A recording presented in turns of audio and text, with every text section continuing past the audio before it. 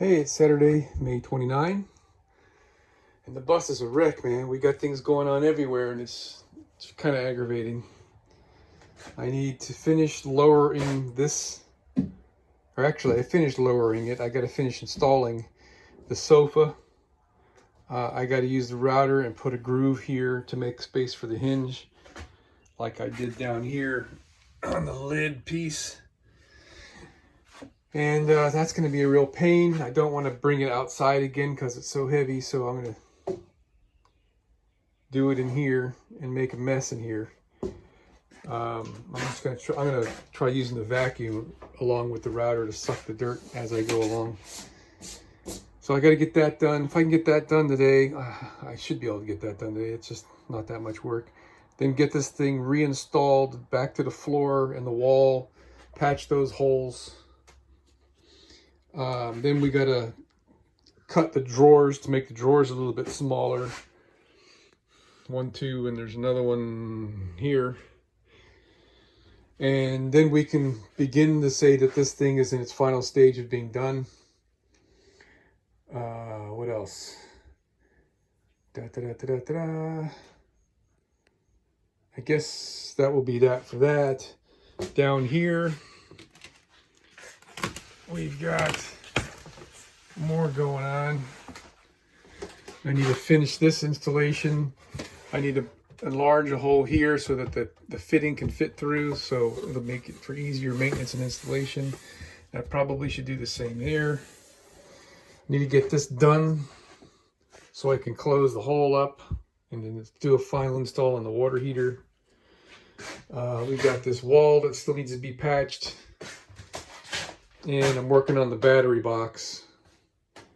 So yeah, we got a lot of rambling going on here. But anyway, so let's get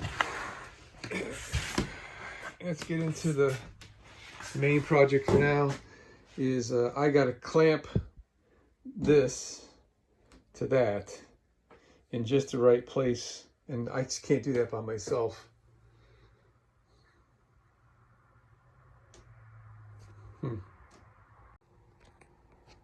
All right, take 2. I got this figured out. I lowered the sofa horizontal. I used my gauge tool for my router depth of cut. I placed my hinge here to get the hinge right in place where I want it to be. And I clamped it with these on both sides. So this is now positioned, my guide or fence, whatever you want to call it, is positioned in the right place. Now I've stood this back up because I can't have this clamp here. I can't run the router past it. So I stood this back up on its end, and I use these clamps down here to hold this. I can remove these now. Now I'll have my lovely bride, who doesn't want to be in the photo, help me to hold the vacuum cleaner in place while I run the router over this thing, and hopefully I don't screw nothing up. All right, man, so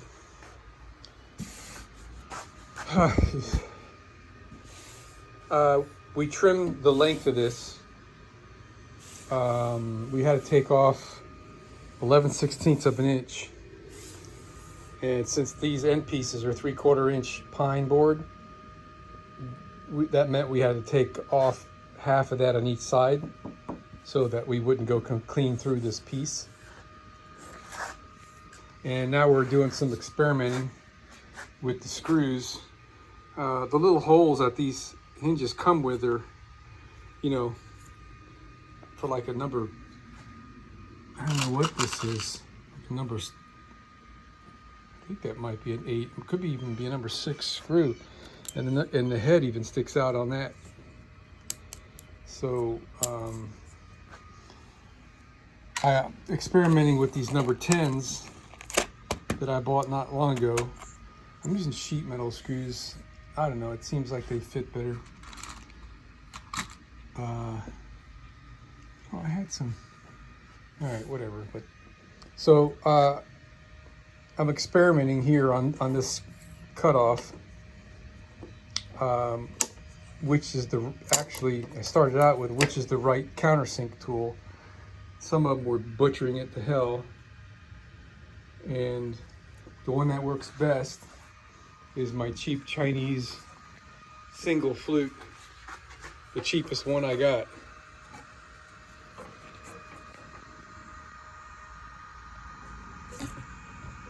That one cuts great. This is my nicest and most expensive one, and that one did the worst. And I was even using this guy, but because the metal is so thin, it won't pilot on the tip of that thing. So that was butchering it up pretty bad too.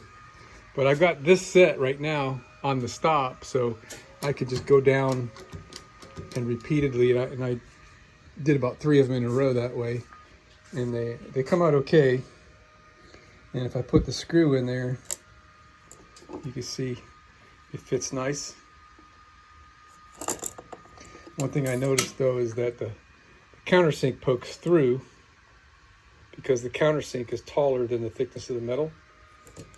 So I did a test into this, and it screwed all the way down, and it just smashes its way down in there, and it looked good. I can show you.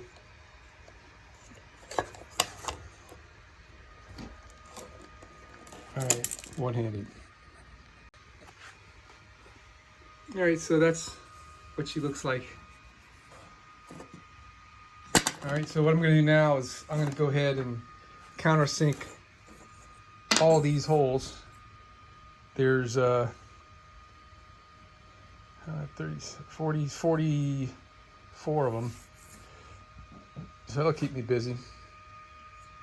But it should go pretty quick with that guy. Since I've got the stop set, I could just go bing bing one after the other.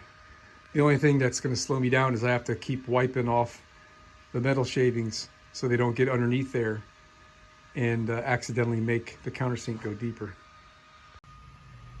All right, we're getting ready to attach the hinge. Got all these things countersunk. It took more time to file the nub off the back than it did to countersink them. Got my drill guide. I had to shorten it. And we're gonna drill some holes. All right, man, here we go. It's, you can see where the holes were, how much we've lowered it. And that little gap over there. So this should go very straightforward. Since I've already done this once, I know how to do it.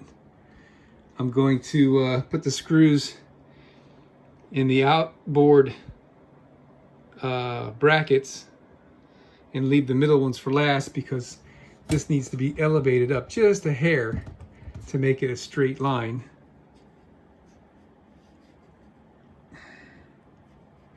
And we'll just stick this shim in there to push it up before we drill those. So we're using my angle adapter here, and put the drill bit and my drill guide in there, so we'll be able to get those drilled. And I'll have to loosen the nut here and spin the thing around and do those holes. Unfortunately, that's like the hard way to do it, but that's all we've got. Looky there. I don't have all the screws in yet because this we're going to remove for painting. And we realized that we should round off these corners a little bit, just so we don't have a shin banger that hurts that bad. So that's open. And that's closed. Now it's got a lean to it. Well, so when you put the cushions on there, it's more comfy. You want to put them on? Let's put them on.